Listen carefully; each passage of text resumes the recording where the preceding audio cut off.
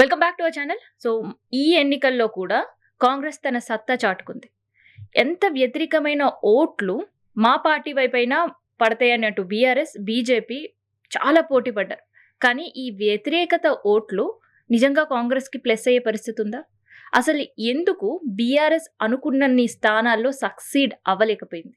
And BJP హవా ఎందుకు చాటలేకపోయింది పల్లెల్లో? సో, బై ఎలక్షన్స్‌లో చూసాం అదే పరిస్థితి. అండ్ గ్రామాల్లో కూడా బీజేపీ సిట్యుయేషన్ అట్లాగే ఉంది. సో, ఒక్కసారి మనం మాట్లాడదాం ఇదే ఇష్యూ పైన. ప్రెజెంట్ మనతోటి స్టూడియోలో పఠాన్ గారు ఉన్నారు మాట. నమస్తే. నమస్తే అండి.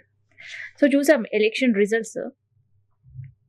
ఇన్ జనరల్‌గా ఒక ప్రభుత్వం పైన నెగటివిటీ ఉంది అంటే, ఆ సంబంధించిన ఓటు షేరింగ్ ప్రధాన ప్రతిపక్షానికి వేస్తూ ఉంటారు.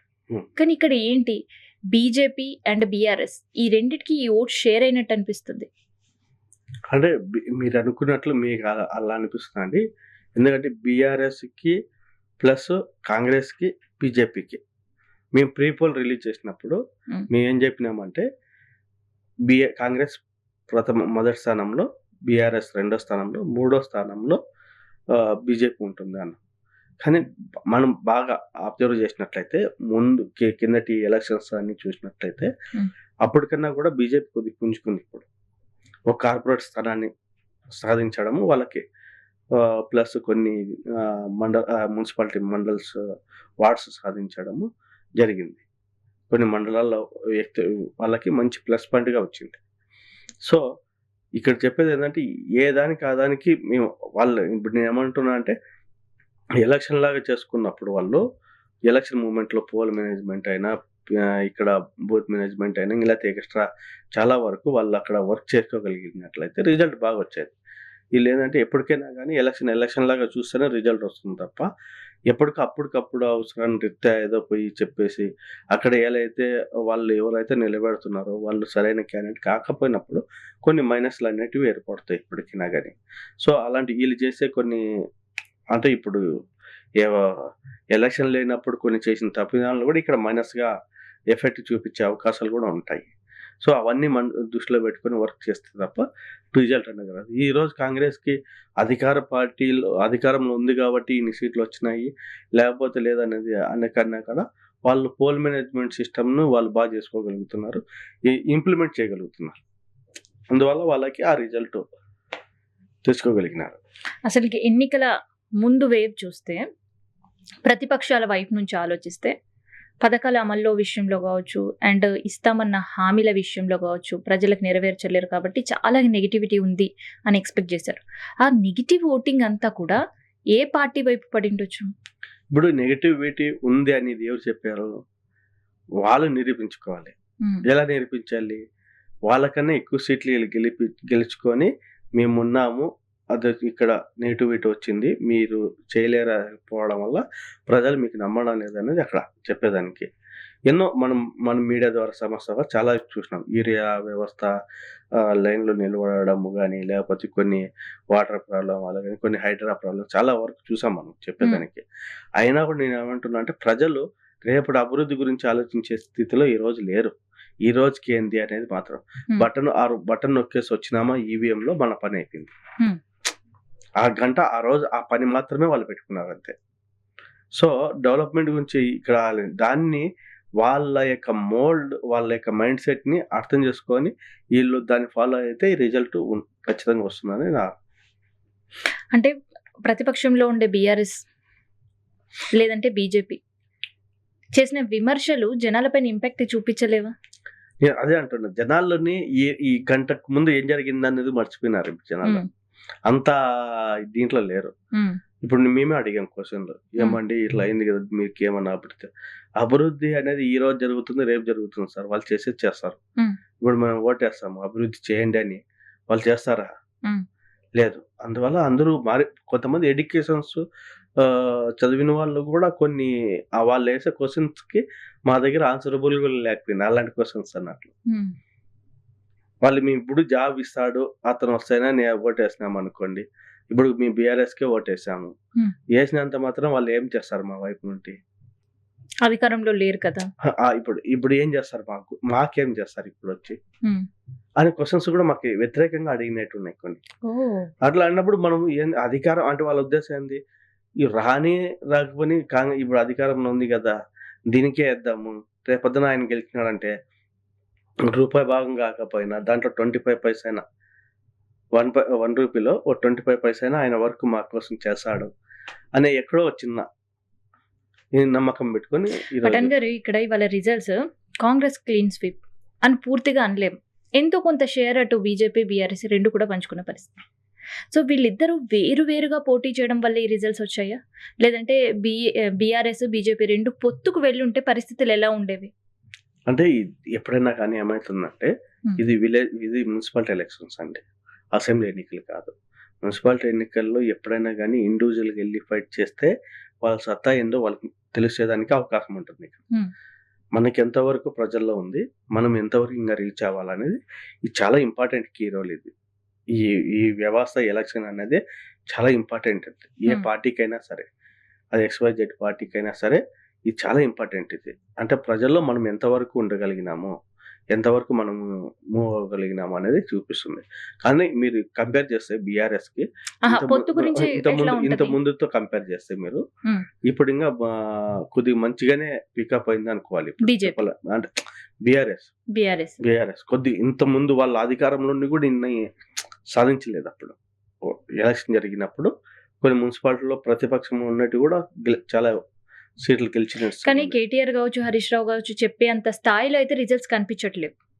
అంటే ఎవరైనా కానీ తన పార్టీ మనుగడకి తన కార్యకర్తల్లో ధైర్యం నింపడానికి ఎవరైనా కూడా ఏమంటారంటే మా పార్టీ ఫెయిల్యూర్ అవుతుందని ఎవరు చెప్పరండి. వాళ్ళ స్ట్రాటజిస్ట్ వాళ్ళు వేసుకునే ప్లాన్స్ ఏవైతే ఉంటాయో అది వాళ్ళకి తెలియాలా తప్ప మనకి ఎవరికి తెలియదు. ఇప్పుడు ఇద్దరు అటు బీజేపీ కావచ్చు బీఆర్ఎస్ పొత్తులో ఉండుంటే ఎలా ఉండేవి?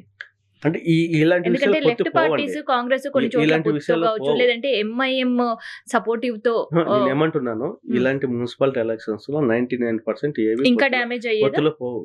ఎందుకంటే ఇండివిజువల్ గెలిచి తర్వాత మెర్జ్ అవుతాయి. ఇప్పుడు అదర్స్ గెలిచారు ఇండిపెండెంట్లు, వీళ్ళు బీఆర్ఎస్లోకి వస్తారా కాంగ్రెస్లోకి వెళ్తారంటే ఎవరైనా కూడా చెప్పేది ఏంటంటే కాంగ్రెస్లోకి ఎక్కువ ముగ్గు చూపిస్తారు, బీఆర్ఎస్లో చాలా తక్కువ చూపిస్తారు అంటారు. ఎందుకంటే ప్రతిపక్షంగా బీఆర్ఎస్ని, అధికార పక్షంగా కాంగ్రెస్ని చూస్తున్నారు జనాలు ఇక్కడ.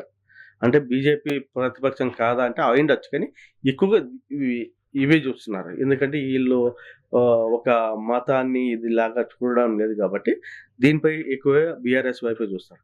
అంటే బీఆర్ఎస్ వైపు అంటే ఇప్పుడు వస్తే వీళ్ళకి అదే ఆలోచిస్తారు, మేము ఏం డెవలప్ చేస్తాం, వీళ్ళ నుండి మాకేముంటుంది, మేము ప్రజలకు ఇచ్చిన మాట ఎంతవరకు నెరవేరుస్తాం వీళ్ళతో పోతే అనేది. వాళ్ళు ఏం చేస్తారంటే ఎప్పుడైనా కానీ అధికార పార్టీ వైపే లేదానికి ఎక్కువ అవకాశం ఉంటుంది. ఎందుకంటే వాళ్ళు డెవలప్ చేసుకోవాలంటే వాళ్ళకి కొద్ది కాసో కూస్తో ఫండింగ్ అవసరం. ఆ ఫండింగ్ ఎవరు ఇవ్వాలి? అధికార పార్టీలో ఉన్న వాళ్ళే రిలీజ్ చేయగలుగుతారు కొద్దిగా. హంగ్ తెలంగాణ రాష్ట్రం ఏర్పడిన తర్వాత ఇంత పెద్ద హంగ్ మొదటిసారి చూస్తున్నాం. సో ఏంటి, ఒక పక్క క్యాంప్ రాజకీయాలు, ఇండిపెండెంట్ల చుట్టూ, ఎక్స్ అఫీషియల్ చుట్టూ, ఇప్పుడు అంతా ఇది ఒక కొత్త రిజల్ట్. మార్నింగ్ నుంచి ఒక ఎత్తు, రిజల్ట్ అనౌన్స్మెంట్ తర్వాత ఒక ఎత్తు, ఈ హంగ్ ఇంకొక ఎత్తు. ఏంటి తెలంగాణ రాష్ట్రం ఏర్పడిన తర్వాత హంగ్ అంటే అంటే ఇప్పుడు వాళ్ళు కష్టపడినారు, వీళ్ళు కష్టపడినారు. కానీ ఏమైందంటే మధ్యలో ఇండిపెండెంట్ నిలబడి ఉంటారు కదా, ఇండిపెండెంట్ లో యొక్క ఎఫెక్ట్నే ఈ హంగ్కి వచ్చింది. ఎందుకంటే ఇండిపెండెంట్ లో ఉన్న వ్యక్తులు తన ఓట్లు చీల్చుకున్నారు. ఇప్పుడు ఎక్కువ అంటే ఎన్ని ఉంటాయంటే 2,000 ఓట్లు, లేకపోతే 1,500 ఓట్లు, లేదంటే 3,000 ఓట్లు, 5,000 ఓట్లు. ఆ 5,000 ఓట్లు 4, 5, 6 మంది 7 మంది నిలబడితే ఎక్కడ ఎవరికనే వేస్తారు? కనీసం కొన్ని ప్లేసెస్ లో మ్యాజిక్ ఫిగర్ కూడా క్రాస్ కాలేని పరిస్థితిలో. ఎందుకంటే ఈ ఇండిపెండెంట్లు ఎప్పుడైతే నిలబడి ఉన్నారో ఓట్ క్రాసింగ్ అనేది వాళ్ళ సామర్థ్యాన్ని బట్టి లాగడం వల్ల ఇక్కడ మైనస్ అయిపోయింది. ఇప్పుడు ఏంటంటే ఈ ఎలక్షన్ పూర్తి క్లియర్ అయిన తర్వాత ఎవరు ఎటువైపు వెళ్తారు అనేది ఇప్పుడు ఈ హంగ్ ఎక్కువ రావడానికి కారణం ఏంటంటారు? ఇండిపెండెంట్లు ఉండే ఎక్కువ వాళ్ళు నిలబడి వాళ్ళు ప్రయత్నం చేయడమే. అయితే ఇంకొన్ని చోట్ల ఇండిపెండెంట్లు హంగ్ ఏర్పడిన చోట కనీసం డిపాజిట్లు కూడా రాలేదు. ఓన్లీ 2 పార్టీల మధ్య మాత్రమే టై అయిన సందర్భం చూసాం. టై ఎప్పుడు ఈ రెండిటికి 2 కాకుండా 3వ వ్యక్తి లేకుండా టై కాదండి. ఎప్పుడు 3వ వ్యక్తి కంపల్సరీ ఉండడం వల్ల టై అవుతుంది.